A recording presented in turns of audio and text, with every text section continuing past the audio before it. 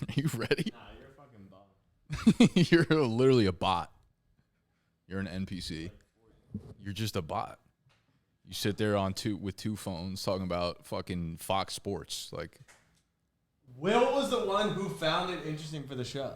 I'm not talking about that. I'm talking about the point that you. I'm talking about the point that you just brought up now.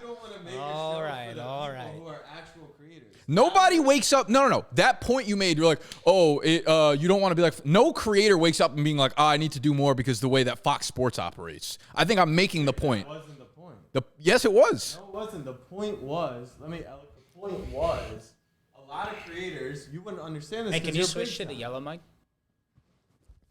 Let me eloquently explain. You're about to tell me I'm a big. I already said. Yeah. Okay. Sorry. Go on. I'll allow you the mic. All right. Wait. Can we save this for the show? This is the show. Is this not recording? We're recording. Yeah, okay. we're good. Good. Run it. Welcome back. We don't need a fucking welcome back. Fuck Let's go. these people. God. Fuck you. No, you. And I do have a piece on fuck Mr. Beast, but I forget when I'm adding that in. Get back to the point. Let's go. The point is, I'm ready for battle. You've made it, right? So you're not thinking about, you're not in that headspace, but I put myself with the people. And the people, I'm telling you, there's people out there who are like, how do I even do this? I have no chance because these people are so much bigger. They have so much more resources. They have so much more of this. And it stops them from ever starting. I think that's a You strong... agree with that? I know you agree with that. Let me counterpoint. But at least admit you agree with that. No.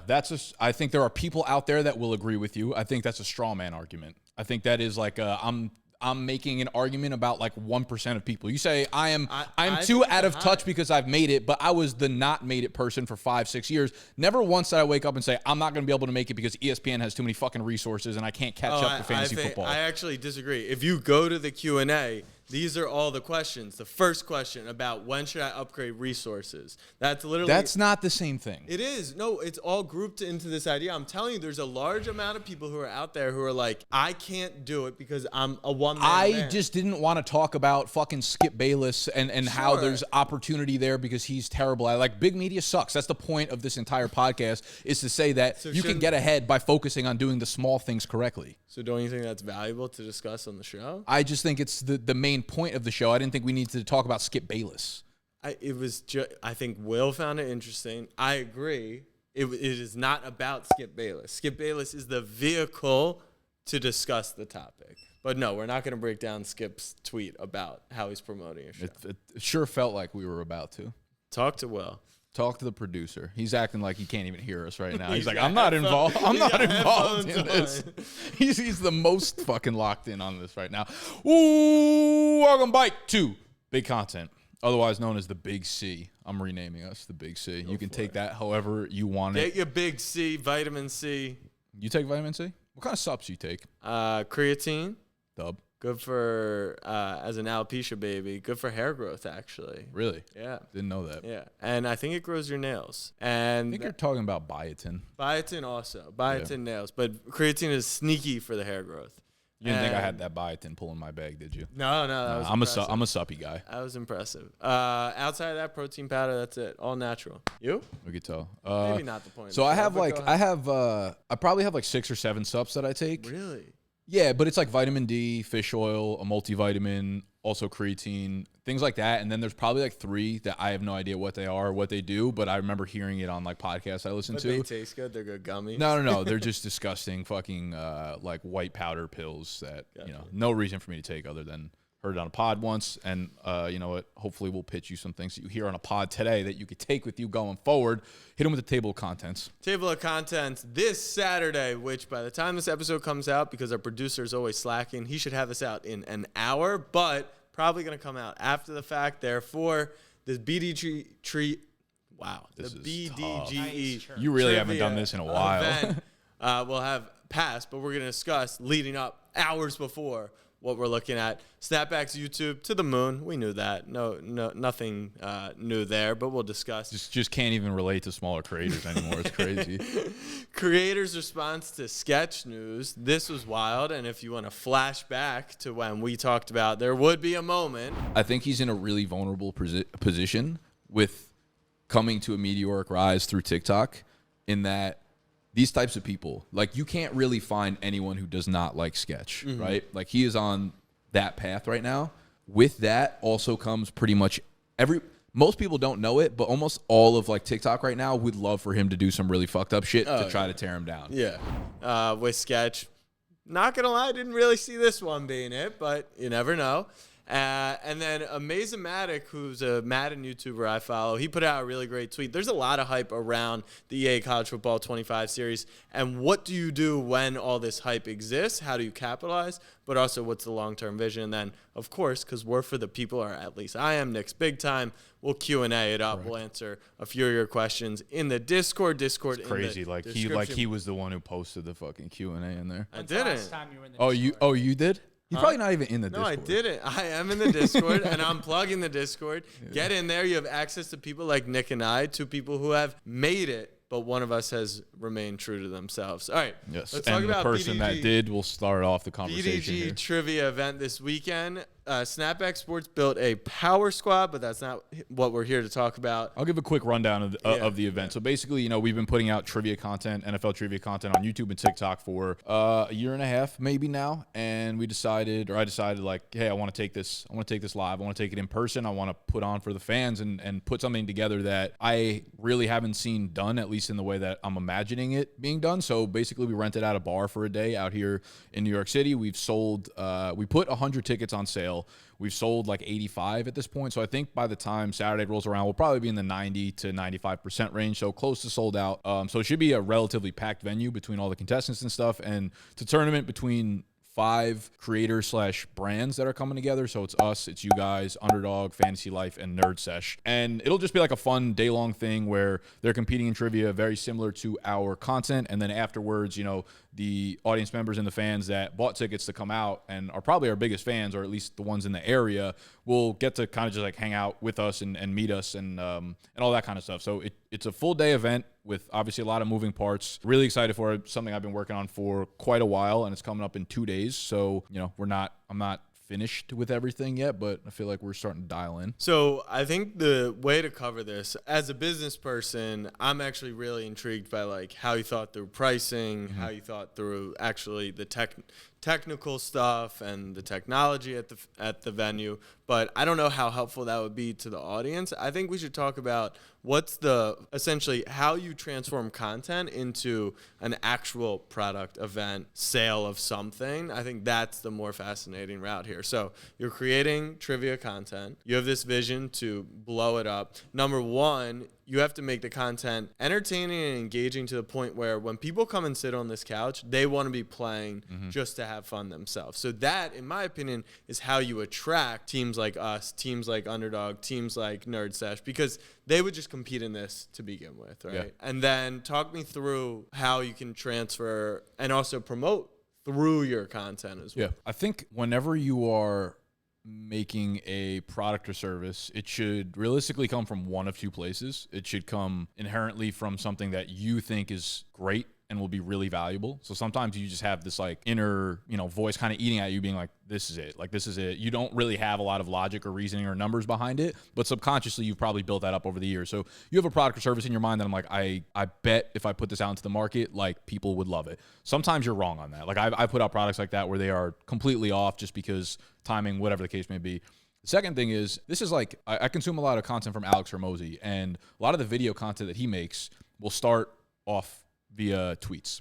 So his Twitter is a great follow. It's just like a stream of conscious business thoughts, right? And he'll tweet stuff out, and based on the stuff that gets the most engagement and interaction, he'll turn that into video form. And I don't see that as too dissimilar from what you should be doing for products or services. So that is kind of how I was looking at this, event in its own right. So I've looked at products from like an inner sense of like, oh, this feels like the right thing to do. And then I've looked at it from the audience, I think would love this if we kind of put it together. And I've done a few live events before that have been successful. I know like those are things that really, really drive me. At this point, I've done enough of them. I would say I've done like between 5 and 7, which is a good amount. They don't do much for us, actually. I would almost say they are. I don't have numbers behind it. Like long run, maybe the people that come and meet us and participate in this are like our diehard fans. But I would almost say that the net of it all is probably super negative, just because this has taken up so much mental capacity of mine. ROI. Yeah, ROI is terrible on this. We make no money off of it. I spend so much time and energy thinking about it and preparing for it. And it's 100 people. It's Like 100 if you people. posted a TikTok, you get 200 views guaranteed. Dude, and the crazy part about this too is like we've done the draft weekend every summer, right? And then I've had this conversation so many times where like, how do you scale this? What's the next move? And I've realized this very recently that I get into that conversation and I always try to plan like what's the next thing. And then when I start to dial in on like what I want, I never actually want to scale it. I'm like, I'm fine just doing this weekend. This is a major conversation. Yeah, dude, like because in my mind, my immediate answer is like we can do multiple cities or we can do multiple weekends where someone else takes it over and like starts to, be the person that organizes everything. But then every time I think about that, like I get stressed and I'm just like, I don't want to do that. Like I love the weekend for what it is and it doesn't need to be more than that. So I'm thinking about the trivia event and in my mind, this first one, I'm like, all right, I'm like, can we scale up the next one? I'm like, I don't know that I even want to do that. Like this could just be a really fun day, can turn into content. It is what it is. It could be something we look back on in a few years, be like, that was really fun. Like, and that's all it was for it.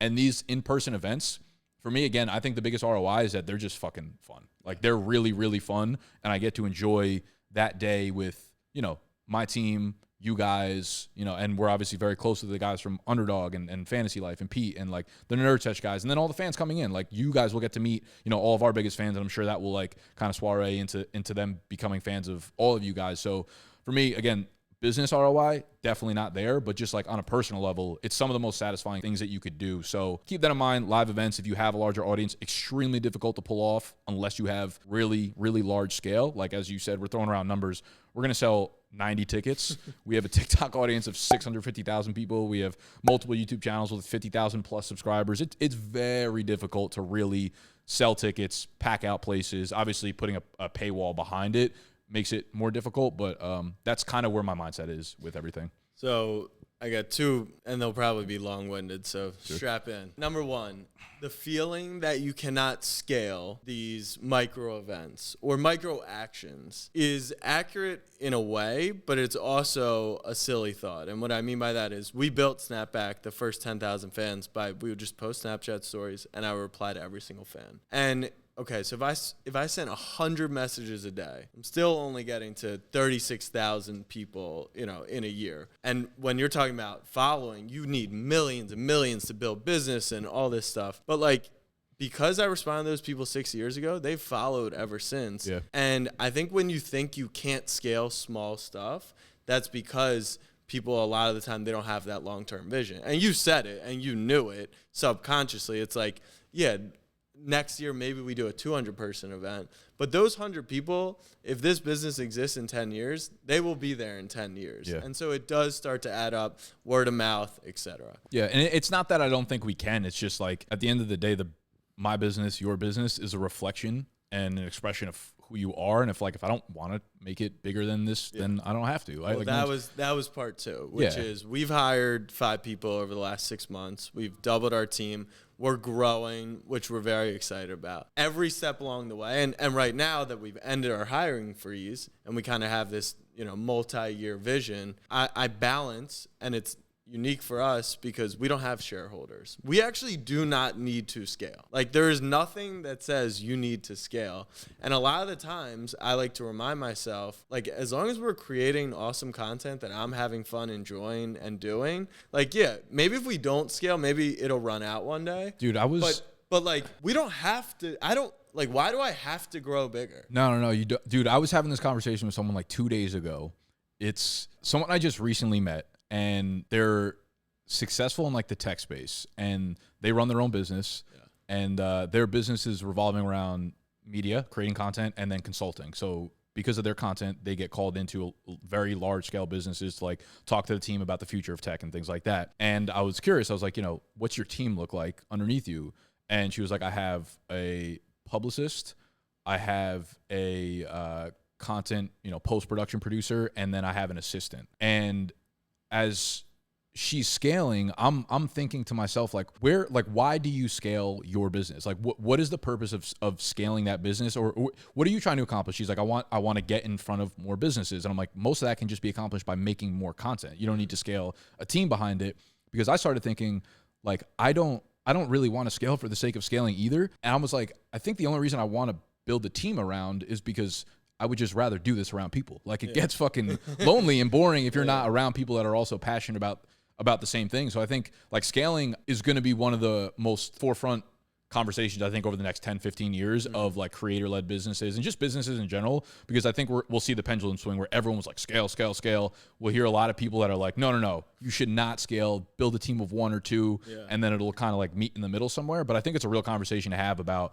people getting kind of overwhelmed, like, okay, we need scale, we need a producer, we need a designer, we need an editor, we need more creators, we need all this kind of stuff. And I would say what I've learned is we're at a point now where we have a lot of like versatility on our team, a lot of guys that can do a lot of things. I don't think we'll bring on another person on our team, and I don't want to like hold this as a hard truth, but I don't think we'll bring on another person on a team unless they are filling a extremely specific skill, talent, or role, which couldn't have been different from what we've done up to this point. But that has been a hiring mistake for us, and I think you'll probably learn that within the next like year or so, because you guys have just brought on a lot of new team members. And when you do that, it's like if you don't have extremely clear defined roles of what they're doing, things can get confusing and messy very, very quickly. Yeah, we had a family business growing up, and it was all centered around the Baltimore market. And I was always like, why not Philly? Why not New York? Like, why don't we expand? And, you know, they would probably make fun of me now that I'm saying this, but they're happy with the market. And I'm sure there's some local pizza shops that, you know, big business, venture capital, they want to scale. But a lot of the times you then solve for the wrong thing. You're just trying to build bigger and have an exit instead of building a genuine, true business. So we say all of that to just kind of remind people, got to be in it because you love it. I think we'll talk about Maze's tweet in a bit here. But, yeah, it's a good reminder. Like, if you're not going to get into the content because you actually enjoy doing it, you're fucked. Yeah. Like, just don't do it. Or do it, but like, you're just going to be miserable creating that content because you're going to burn out because nothing's going to happen overnight. Snapback Sports YouTube. This is a perfect segue. We were creating content I didn't enjoy doing, and we would burn out had we not changed. We're now at a place where we came up with a format we love doing, ranking, going to these different unique sporting events. I'm like genuinely excited about every next one of them. And as far as the channel's going great. I think the majority of the comments are like, how do you guys not have 100,000 subscribers? How do you, whatever. I genuinely feel like it's just a time thing right now, time and reps. I'm hopeful that the college football season, and football being a big sport, obviously, but second, having some consistency, because we went football, we had some baseball, basketball, we'll have soccer, cricket. That makes it a little more difficult. I think that's easier once you're later in the process, but it's kind of everything that I'm about as a creator, which is like, do the content you want to do. Don't just do football because, you know football will perform better. So let's actually, I want to backtrack a little bit to the live event, and then also I want to dive into some numbers for both your YouTube channel and then the live event, because you brought up pricing, and we kind of skipped over that. And I forgot to talk about that because obviously, I said getting numbers in the room for a live event is very hard. That's hard by itself. When you start putting prices behind it, it gets even harder, of course. So basically, the pricing structure that we had was the event tickets were $50 a piece. We put 100 of them up for sale because that was like the capacity of the venue that we were holding it in. And we put 3 MVP tickets up for sale that were 10x that price, so $500 a piece. And what that did was general admission for the $50 got you into the event, obviously, got you the ability to hang out with us afterwards, got you your first drink free at the event. But the MVP got you all that, plus those guys will be coming into the office tomorrow and doing trivia with us in person on the couch, being in our content, getting to hang out with the team for the full day prior to the actual event itself. So one thing that I've learned for sure is you can make money 2 different ways. At least in my industry, what I've found is you can sell products for the most part at a low price point, high volume. We've been able to sell access to us at very high price points. And it's funny because when we put up the tickets for sale, they were moving very slowly at the start. And I want to say of our first 6 ticket sales, 3 of them were general admission, and the 3 MVP ones sold out immediately. So people will pay high ticket prices for access. So if you are a creator that's scaling, if you are a creator that has good engagement and a very intense audience, they will pay for access. And access doesn't need to be in-person access, but I mean consulting. Like, it could be one-on-one, it could be 6-on-1 Zoom calls. It could be 12-on-1, but that is a really, really good way to monetize, is giving them access to you, because more access means more personalized. And at the end of the day, people are very, very willing to pay for personalized advice, content, information, whatever it may be, because it helps expedite the process of whatever problem they're trying to solve. So we originally put the tickets at $50. We sold probably like 30 or 40 of them at that price, but it was slowing down to the point that I was like, we're not looking to make a lot of money off of this anyways. This is going to have to go back to whoever's helping work the event. So we cut the prices down from 50 to like 30. And to be honest with you, there was no real indicator for me of where to start the prices or why I chose that price. We just put it there, and I thought like, okay, we have enough volume in terms of audience that like hopefully they'll sell. Saw that they weren't selling as well as I wanted to, cut the price, and they started selling a little bit more. So that's really the thought process behind the we're ticket. doing our NL Central Tour live event, also priced at 50, and we've sold like probably 15% of them with only 3 weeks to go. I think there is a balance of you got to play that game of getting nervous. Okay, people haven't bought, and just actual human behavior, which is, oh, this event in 4 months from now versus, okay, in a week, like they're going to be at this game that feels real versus sitting on inventory. And because I've also had a couple people reach out and be like, hey, if they sell out, are you going to open up more? Because I'm not going to know until like a couple days prior whether or not I can make it. So hopefully we'll see like kind of an influx of a few more tickets to sell right before the event. But yeah, that's something I didn't think of prior to it. Especially when it's not like an event that you're necessarily going to block your calendar off for. Yeah. If it's for the Super Bowl and you got to book flights ahead of time, that one, sure. But yeah, it's a Saturday in New York. So yeah, tickets and events they're tricky, but more data, more information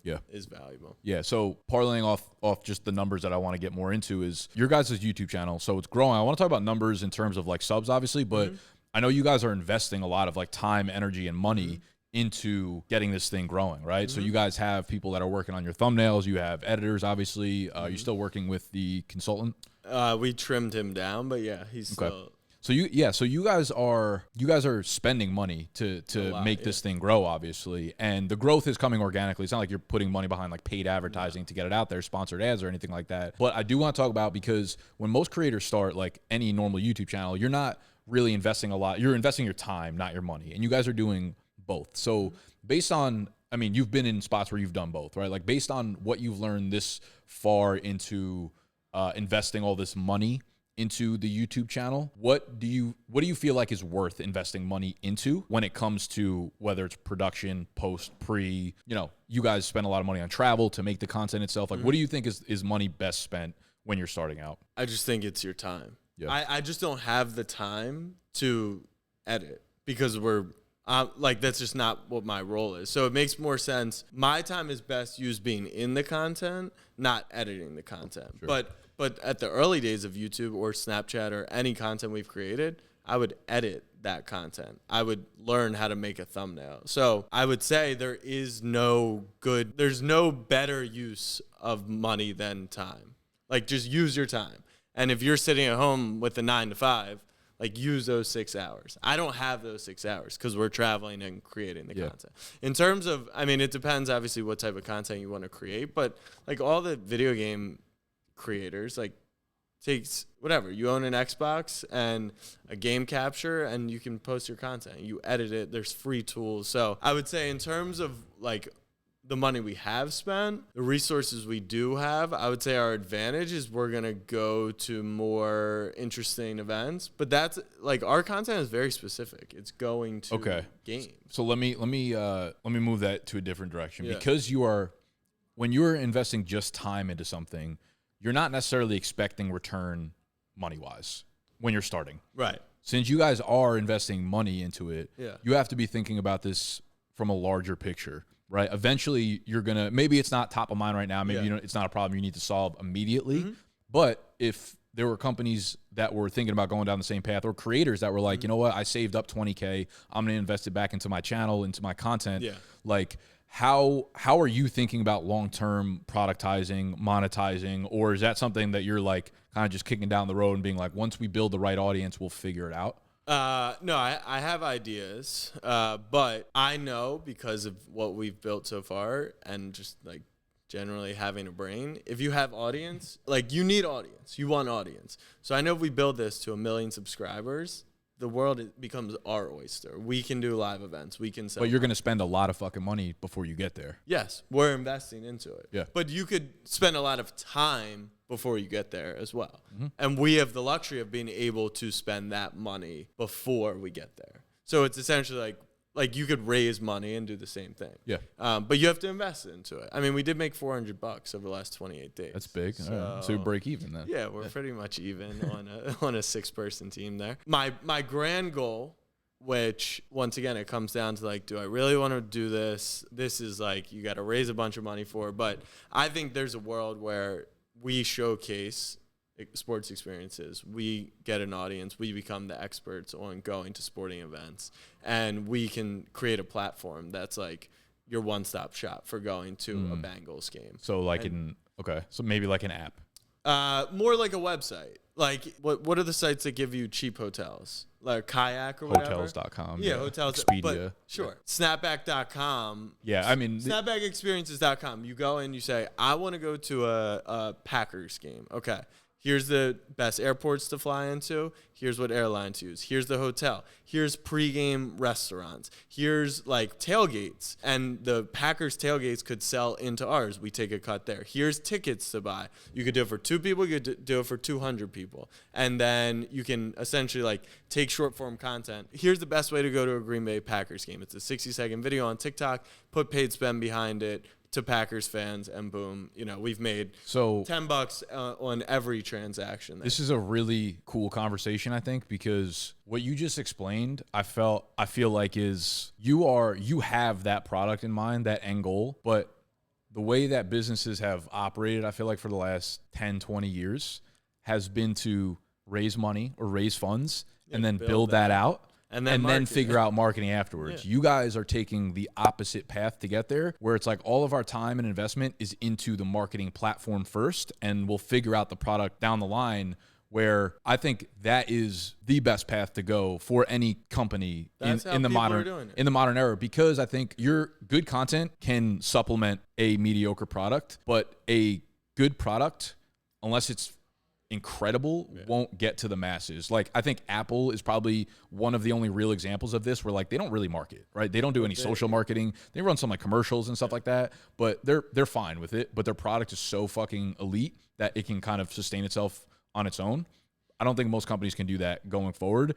And it's like the way that you're thinking about it it's second nature to us. But I don't think most companies think about it that way, because they don't think about content as like, this is how I'm building my company, because companies think of products as their company, where I think people should think about it the other way, where it's like you have this long-term vision in the back. That's the end goal. It's like everything we're doing is to try to get to that app or website, and like this is what we want to get to, but we're doing all this hard work up front so that when the time comes to build that, we'll have like paved the entire path. We're essentially doing Yelp reviews at every stadium through content, and then we can build Yelp in a day. Might take a little longer than that, but yeah, that's the long term. Along the way, how will we make some of our money back? We have merchandise, we have our own membership, and then obviously brand partnerships that will sell into the content, so that it's just not a net negative forever. But yeah, if you have 1 million subscribers that like watching you go to sporting events, there's a way to make money, I think. Let me ask you something about the brand partnerships, though. Do you lose some credibility if your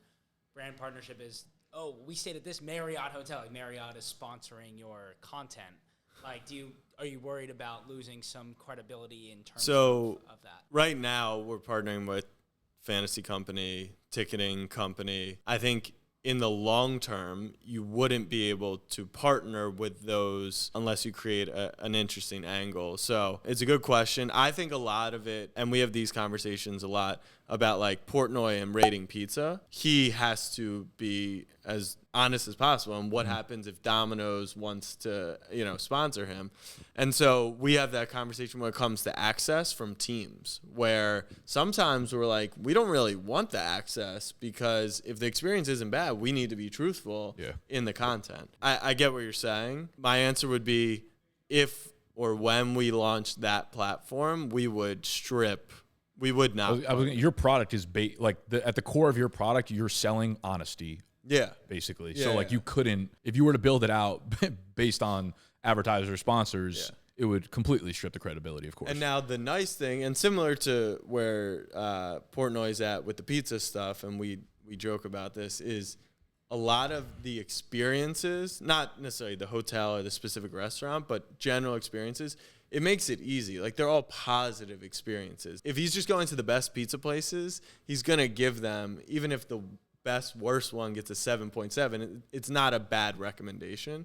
So I think that's like the value in going to these events and genuinely enjoying them. Because I can go to a Reds game and say, oh, it was only a 5.2 out of 10. It was still fun. It was still good value.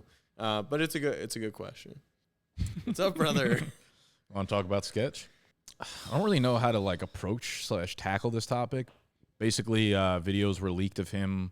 He had an OnlyFans from a couple of years ago. There's a lot of explicit content, explicit homosexual content, and who didn't have an OnlyFans a couple of years ago? Like who? Yeah, like I'm waiting for mine to pop out.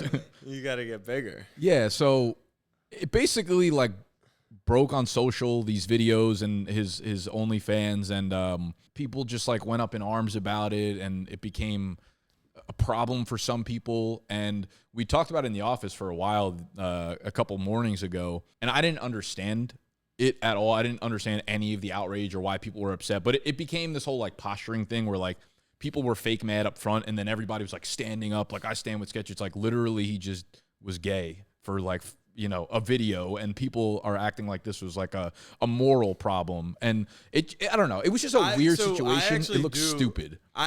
The whole thing is dumb. We agreed it's brain rot. We could probably talk a million different angles about like how to react to bad PR, how to spin good PR as a creator, all that stuff. I will say, I don't give a shit that he's gay. I don't give a shit about any of that. Where I did find it uncomfortable was to me, he was putting on a character, and now everyone is standing up for Sketch the person. Who is Sketch the person? Are you a character who maybe fakes a disability? Are you gay because when you do a response video, you're joking about it, so you're in character for that? So who are you as a person? So I'm fine with everyone liking or disliking Sketch the character. But a lot of people were posturing, being like, Sketch is the man, like he's awesome. Maybe he is the man. I just don't know who he is. So I was just like, what are we doing here? Yeah, it was just weird because he was like apologizing, and I'm like, what? I don't understand. But he wasn't apologizing for what you're saying, being like, sorry guys, like I've been acting like this person. Yeah. It was just like, I'm sorry, it won't happen again. It's like, literally, what do you apologize? It made no sense to me. It's the dumbest fucking thing I've ever heard. I like literally could care less about the topic itself. For me, I understand where you're coming from, where, you know, the point of view of we don't know who he is, so it's starting to feel like it's a little bit weird or uncomfortable. For me, I just like Sketch, he doesn't affect my life at all. Like, he is just who he is, and it's like if I enjoy his videos, I think they're funny, cool. I don't like laugh at a Madden clip and then be like, wait, but who is Sketch? Really? You know? I do think the one argument I could see eye to eye with is if you're a parent who was he's kind of been positioned as like this amazing person who's a role model, and now the fault comes on us for, you know, looking up to those people to begin with. But if you're a parent, let's say you're a parent and your kid's 14 and you let them admire Sketch, and now Sketch comes out and he's not who he said he was. Are there questions? Sure. This was summarized in probably better words than I could have put, but this was a tweet from Samantha SN1. I think it was in reply to a Sauce tweet or Sneeko. I don't fucking know. He said, he's not mad he's gay. He's mad that he's being praised for being a prostitute and faking being special needs. And everyone is scared to call him out because they don't want to be called homophobic simply for disagreeing with him by angry mouth breathers. Praising a guy pretending to be special needs is gross. Nobody cares he's gay. Wait, say that first part again. He's mad. Who's mad? I think Sketch was never mad. I think Sneeko. Oh, Sneeko. I don't know. I'm gonna be honest. I'm not saying. Yeah. All I'm saying is this kind of summarizes what my confusion is, which is he's being praised for being a prostitute and faking special needs. Like, that's the first part of this. Yeah. Like, to me, faking special needs as your character and also having a history of being a prostitute, that's the situation. The fact that he's straight or gay, that doesn't matter to me. I don't think any of, like, I guess the way I look at this is just capitalism, brother. Like, I was gonna say, sex work is just not what it used to be considered. I don't even mean it from that. It's like none of that matters as long as he's funny. If he wasn't funny, Correct. he wouldn't be on the radar. If he continues to be funny, this will be in his rearview mirror within 1 month. Like, no one gives a fuck. Okay, but in the name of capitalism, he cannot be upset if the NFL disassociates from him. Sure. Is he? He cannot, no, but in the name of capitalism, this could easily get him blackballed from every, right? Like, okay, so he starts selling memberships and his diehards support him. Yeah. But if Twitch kicked him off for not wanting to associate with someone who's faking special needs because that's against TOS. That's capitalism. I mean, if you're going to play the game, you're going to get played by the game. I just think that we spend too much time on this. I agree. It'll be interesting to see how it plays out from a business standpoint, from Sketch as a creator. I don't think he's done anything like that. That's what harmful. I was going to ask. Do you think he's done anything wrong? I think he's a very confused young kid who got an insane amount of attention very early on. But the answer would be what? Right? Like you're I'm not saying you're defending him, but he's qualifying. You're qualifying it, thank you. But what is the answer to the question? Has he done something wrong? Like I would say yes. I would say faking special needs and creating a character without letting us in on who the entirety of the character was. But this isn't news that he's faking special needs. We've known this for a while. while. I also don't know, like, is that... I know he has these, like, weird tics and stuff like that. I think some of that is part of his personality. I agree that it's probably pushed and like, set up a little bit more for content. What about the fact that he did a whole content piece about introducing his new girlfriend 24 hours before this came out? He's being fake. And that's what I said from the start. What do you mean? He did like this whole thing. He went on stream. He's like, this is my new girlfriend. Okay, so what are you? Who are you? But do we need to know who he is? Yes, because we're following the character. That's what I'm saying. He's just entertainment. I didn't know any of the BDGE people before I started kind of working with you guys, and I didn't care if you guys were like. I just enjoyed your content. If you found out Nick was a serial killer, slightly different. That's very different. That's morally wrong. And the crux of the argument comes back to this. You believe that he is... Do you think it's morally wrong that he fakes a disability to take advantage of capitalistic tendencies? He doesn't really do it in a negative way. I don't know that faking the disability... Like, that's my issue is I don't have a good enough read on whether or not he's, like, faking the disability and it's like advantageous to... You say it's not in a negative way, sure, but he is taking advantage. And like his faking the disability is just him going like this. It's not like it's not like he's but there's so many arguments that counter that. It's like, oh well, now if you want to look how functional the autistic community is, they can become the top streamer in the world when. Maybe, like there's so many things that are levels. I get it, like selling at false streams and stuff like that. There's so much shit that goes into it. And my whole point is he's broken the trust for me. He probably doesn't give a fuck. Once again, I don't give a fuck. Yeah. It's just, dude, at the end of the day, I don't. It feels like he's taking advantage of this stuff. And the same way he was always trying to take advantage of the audience, right? It started with OnlyFans, and then he figured out, oh, that's not the path for me, and this is how I'm going to take advantage of you. That's how I feel. I think he's a young modern day content creator that doesn't actually know better. Doesn't mean it's right or wrong in my opinion, but I honestly feel bad for him, and this is what I said. I think the last time we talked about him is because he's going to have to learn this lesson the hard way. Where it's like when you build yourself up based off of something that's fake, it will eventually come out, and you will have to transition into the person that you actually are, right? And that's a really hard transition to make. So that's one piece of advice I'd always give to content creators. The authenticity is obviously, it's very, buzzwordy and cliche at this point, but these are the reasons that you need to build from authenticity, because eventually it comes to light. And then like when you have to make that transition, 99.9% of people don't give a fuck who Sketch is as a person. So if they do deem that he's doing something morally wrong, they don't care for who you are anymore, and they're not going to care for your content. But if you've built through who you are as a person, you give yourself room to make mistakes because everybody fucking makes mistakes. But if you posture as this perfect person who's perfect or this or that, then it comes back around. You gotta play the character. Right. It's a question of, do you want to be a character for the rest of your life? Yeah. And realistically, I think the way that this is going to play itself out is I do think maybe Sketch will, just because I also don't. I have no clue what he's been up to since we last had this conversation. Like, right. I don't even watch this content. It just comes across. I think this is what I think is going to happen. I think over a month from now, this is going to be a 0% non-topic about anything. He's going to go back to his life being extremely popular still. I do think he'll probably lose some brand deals of big companies, but he'll get some brand deals of other companies that are just less, politically correct type of companies. I don't think anything's going to change with them. Chick-fil-A will love him. There you go. But the reason he'll keep getting is because his character is talented. I mean, Chick-fil-A is actually a good shout. Like, the guy who owns it is just he's a dickhead. He's the worst, but the product's good and people like good food, and that's capitalism, baby. You either separating the art from the artist. Yeah, you either like it or you the question really go is to where Canada. Do you draw the line?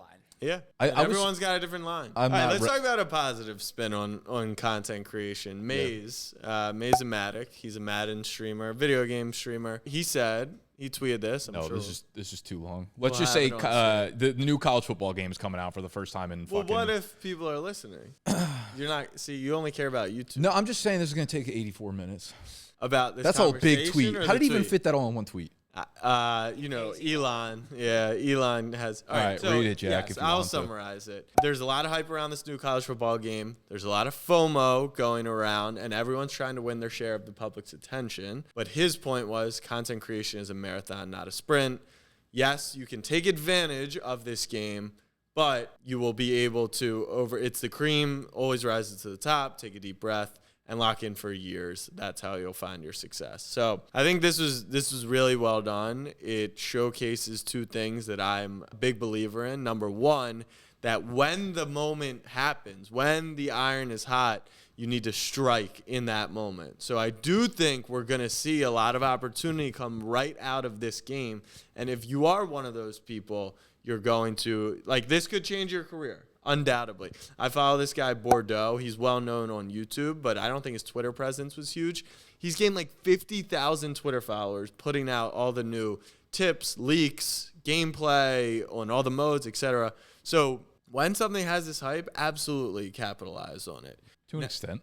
What's that extent? I'm not saying cheat it. I'm saying, you should triple as long as the quality remains. Quality, I'm talking more so the direction of your content. This needs to be aligned with what you're doing long term. Correct. That's the second part is strike while you're hot, but you still have to have this long term vision. Yeah, if you're doing college football content and you're a Madden streaming channel, of course, that makes sense and there's going to be overlap there. If you are Yanks Abroad and you're doing soccer content, right, and talking about content, you're I'm going to strike while the iron's hot because it's college football. Don't do that. There needs to be a long term plan with it. So I think strike while the iron is hot makes sense.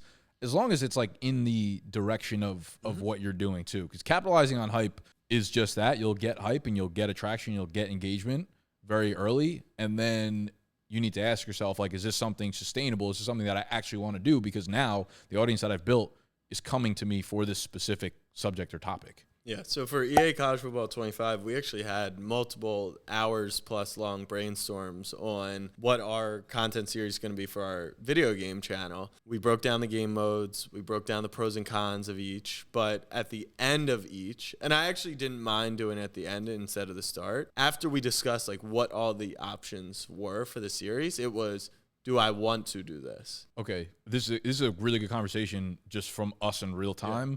Because we could have had the same conversation internally at our company because we have enough overlap where it's people would probably want to watch us play college football. Yeah. But then I think long term, okay, that means we need to have a permanent video game channel. When college football, when it's not fun to play anymore in 4 months, are me and Tony wanting to play fucking COD? Right. Do we want to play Madden? Do we want to play FIFA all year long? Yeah. And I'm that's not where our business energy is going right now. So Gut and JMO have their channel and they play games and stuff and they take it seriously, semi-seriously, on and off, and that could be an outlet for them. But this is where I'm saying it's a fine line and be careful because, again, I'm saying we have 1 million pieces of football content go out a month. That could easily just be another kind of cog in the system, and I'm actively choosing not to try to build hype around that because I don't think it makes sense for us long-term based on the resources we have available to us in other parts of our business. Yeah, you definitely don't want to do too many things. It's advice we give all the time, which is like everyone thinks you're starting your creator world. It's like get a TikTok, YouTube, Instagram. And we've said before, it's like actually just pick a platform, master it, dominate it, and then, you know, build audience there. So I think that's another side point to that. Yeah, we'll see. We love playing video games, but we don't want to, we're not grinding Dynasty. Like, that's not necessarily. Right. And the question is about scale. So one of my best friends watches our gaming videos, and he's like, this is the best content you do. It only gets 800 views or 2,000 views, and there's probably not monetization, and there's ROI is sub low, but that is the audience telling you, like, we love this content. So there probably is potential there. Yep. And at some point, it's like, make the content you want to be making. And maybe we stop creating content for 6 months once the game gets boring to us. But I think while you take the long-term approach, you don't always have to worry about committing to like, okay, I'm going to I think if it's something you love, and that's why I'm like, for me, I'm like, I'd enjoy playing the new game, you know, maybe once a week or something like that. But it's not like playing ping pong where I could just get lost in playing that for like hours and hours on end. Don't care if it's content, don't care if it does anything. If someone wanted to film it, like make content out of it, be like, I start a YouTube channel, like literally put a video up every single day. Don't care if in 4 months we stop doing that. Right. So if you love it, yeah, for sure, go after it and go in with no expectations. I think this tweet goes to a specific set of people who I actually want them. It's a set of people who are like, I don't know how I can even break into gaming. It's so saturated. It's so difficult. What's my angle? And this will make or break a few people. Not break. It could make a few new creators' careers. You're right. I think that's exciting. And it's cool, too, because these types of opportunities, they don't come around super often, but when they do, obviously, if you're already in that mold, it's good to capitalize on it. I think the Drake-Kendrick beef is a really good example because all over, like, TikTok, my timeline, like, YouTube, everything was just reactions to all the fucking diss tracks going back and forth. And I would watch, like, all of them because I was, like, super zoned in on it. Yeah. And some of these dudes, these creators that did music reviews, and they were doing it for a very long time leading up to it. During those like few weeks, it was the only thing they focused on, and they doubled and tripled and quadrupled down on that type of content. And it was still true to what they were doing beforehand, but they just brought in the masses of people that were unaware that they were doing it to begin with, and their audiences grew from, I know a few of them that I was watching or came to be aware of during that time that were like 5,000, 10,000 TikTok followers, 6 figures now, 100, 200, 250, YouTube. Guys that I've been following for a long time that went from like 2 million subs to like 4 million subs in a month period, which is massive on YouTube, obviously. Like, those are the type of things that you do be conscious of. Again, we'll continue to say this as long as it's something that is in your, in your lane. Don't be afraid to put in like fucking OD work when that time does present itself, because that could be literally a life-changing moment for you. Yes. When this happens and we find the creator that nails this, we'll follow their career a little and watch what happens when the game hype dies. Yeah. How do you sustain? How do you keep that audience? Are you really? And if you had been doing it prior, then it's not like a huge pivot for you. Yeah. You just continue doing what you were doing prior to it, segueing back into whatever it was. Yep. All right. Q&A. We got time? What are we at right now? 50 minutes. Q&A, since we're at 50 minutes, we went into the Discord, asked for Q&A. We got a lot of really good questions, but because they are so good, they'll probably take us a long time to talk about them. So we're going to parlay this into a second episode, which will be on the channel within a few days or maybe a week from today whenever you're watching this. So make sure you're subscribed to the channel if you want to hear us get a little bit more in the weeds for more beginner, intermediate content creators, not so much like high level or, BDG Snapback business talk. So we'll cut this episode off here. If you enjoyed, again, if you found value from this, all we ask is that you share with other creators, whether in the space or just out there creating whatever it is that it may be. Hit the button that looks like this down below. Subscribe to our channel. And that is the Big C, the Big Kahuna.